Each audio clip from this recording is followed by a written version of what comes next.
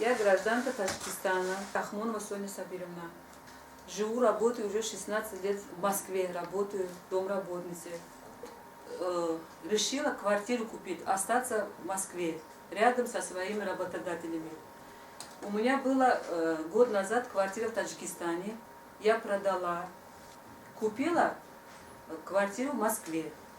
Это Новая Москва? Новая Москва. Тогда назвали Московскую область. Да, Московскую, а сейчас Новая Москва. Я в 97 году, у меня муж умер, у меня три ребенка, ну сейчас они взрослые. Вот. Когда у меня муж умер, дети, естественно, были маленькими, да, младшему 3 годика, второму, среднему 5 лет. Ну, они болеют, недостаток кальция, вот. Ну, они мне приезжают в Российской Федерации, мы платных больницах, мы лечимся. Мы жили в вагонках у чужих людей, но все равно решила, что купить. Ко мне приехала племянница, она говорит, что тетя, давайте, у меня есть патент, на основании патента можно ли у вас регистрировать, продлевать регистрацию. Сходила 10 декабря 2015 года, подходила к сотрудникам УФМС, это по городу Троицка, подошла к окошке и спросила, что я имею ли право принимающей стороной быть. Но они сказали, можно. Принесла квитанцию, все собрала документы. И у меня принял этого Грибанов. Вот, он у меня все посмотрел. Ну, он все посмотрел, говорит, да, вы имеете право, все это нормально, говорит. А вы должны еще платить, говорит. Я говорю, ну, я готова, говорю, платить, чтобы все было по закону. Я готова помочь, что вот. Вот. И он показывает мне пальцы. Я там шумно, да, в коридоре, он мне показывает мне пальцы. Я не поняла. Я взяла 200 рублей с кармана и положила прямо вот на документы и положила его в стол. Он это взял, принял, сказал, что через 5 дней рабочих дней приходите, да? 17 была, еще раз 17 пошла. Там утром рано сидел другой сотрудник. Я говорю, смотрите, пожалуйста, я принимающая сторона, там у нас должна быть регистрация готовой на продлевание. Он посмотрел, говорит, что вас тут нету, у вас ответ. И он ушел проверять. Ну, то есть, через какое-то время пришел, говорит мне, он уже знает, да, Рахмонова говорит, вам передали, что 5 часов вечером приходить. Я прихожу не 5, а в 4 часа прихожу. Подошла, сидит вот этот человек, да, я говорю, вы попросили 5 приходить. Зачем мне 5 приходить, да? Я пришла пораньше, рабочее время, да, на него. Я говорю, если надо, скажите, надо, не надо, говорю. А он мне на пальцы показывает. Я говорю, вас я не слышу. Он говорит, денег мало, говорит, вот так еще показывает. Я говорю, сколько? Он говорит, вот так, 2000. Он опять берет это 200 рублей, моим документам, обратно мне дают. Он говорит, что... Он возвращает. Возвращает, да. Я говорю, 200 рублей. Да, 200 рублей с документом он меня берет. Я говорю, же самое... Он говорит, так и положено, говорит, 2000, да? Ну, потом я думаю, ладно, положено. Я 2000 сразу нашла, я подошла, его не было, а там сидела другая сотрудница, которой она дала, вот, ну, жила не на окошко, и сама стою. Она посмотрела, говорит, это что, говорит. Я говорю, а что? Она мне говорит, а у вас неправильная дата рождения фиксирована. Я говорю, секундочку, да? Поправила документы, там 2000. И подошла, они уже в это время уже все, они готовились. Вызвали там милицию, там следили. Я еще стою в очереди, да, смотрю. Сотрудник полиции, я его знаю, да? Он там стоит, сзади стоят. Я удивилась, говорю, что? И этот... Вас с одним словом готовили к 17:00 с участием других сотрудников, как передача денег сотрудников государства, захватить, обвинить вас в передаче денег. Да, совершенно. Но они этого сделали? Сделали, да. То есть я отдавал деньги. Почему они сделали именно вам? Потому что я постоянно делаю замечания им. Ну, они грубо относятся, иногда лишние там слова скажут. А потом, когда я оставила документ, уже хотела обратно уйти, и сразу 2 мужика, такие толстые, нас прям вот животом, меня и племянницу, прям в окошко толкнули. И внутри я же видела, что сотрудник полиции стоит, да? Я всех знаю там, этих людей, я очень хорошо знаю. Но я даже не догадался, что они приготовились меня хватать. Потом вот это сам Андрей Оскарович рапорт написал, уже в подвале, да? Он сказал, что вот эта гражданка пытался меня вот так, ну вот так. И я потом поняла, я села, ну мне плохо было. Я на следующий день после задержания опять сходил туда, да, жаловаться. Опять это окошко, сидел другой человек. Я говорю, знаете что, почему так издеваетесь надо мной? Я 10 декабря, да, собираюсь регистрировать, да, по закону. А вы, говорю, издеваетесь, да, еще мне полицию сдали, говорю. И 21 января они звонят мне. Звонят, вы можете подъехать в отделение полиции? Я, естественно, беру такси, я болела после гриппа там. Лекарства я не брала. Они говорят, на пару вопросов. Ехала в полицейский участок, да, они мне позвонили подойти. И он обратно на свою машину? Обратно на свою машину отвез.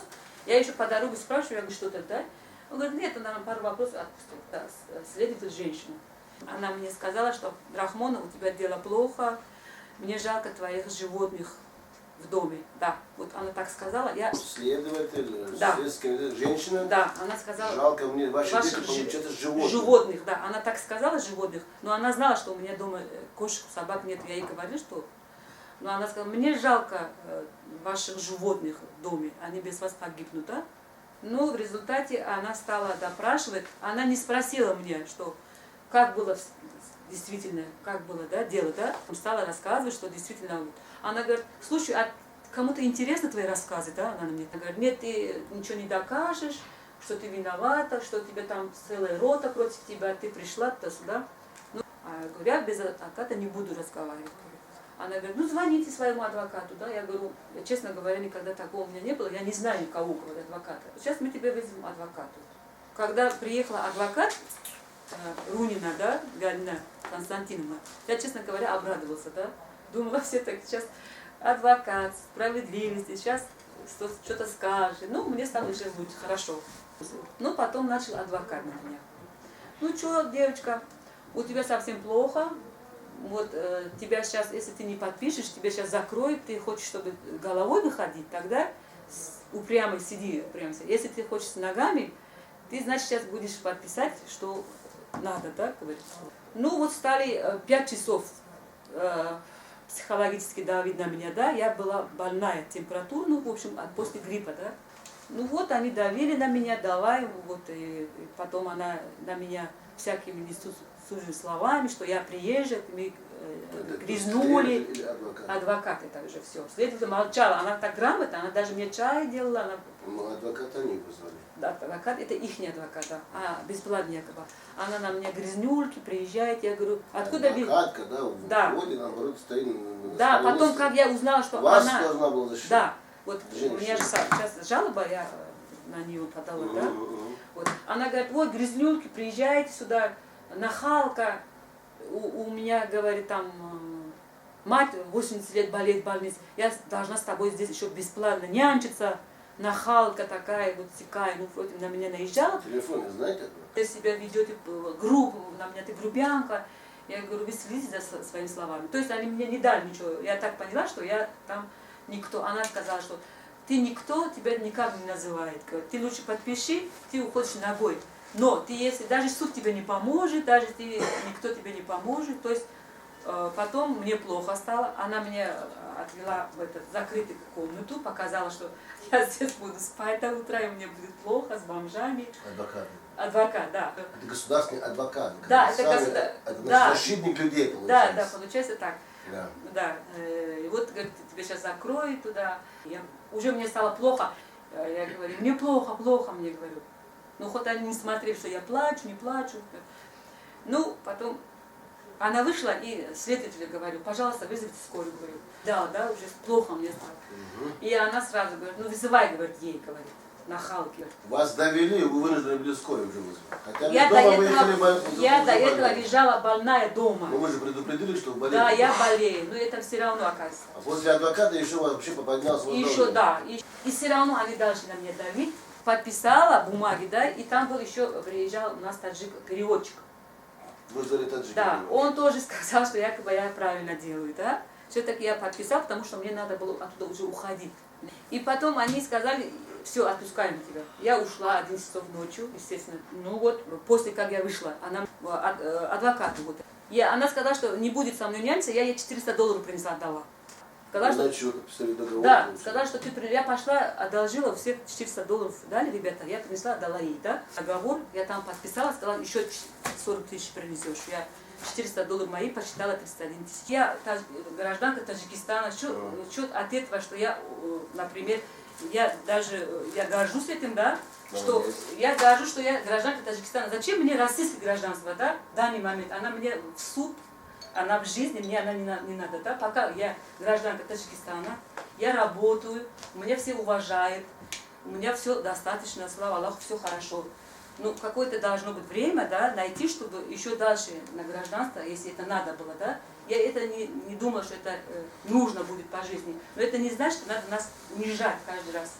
Ведь на это деньги приобрели квартиру, то что в России. Хотели остаться в России. Это может быть вам временно надо было. Гражданство.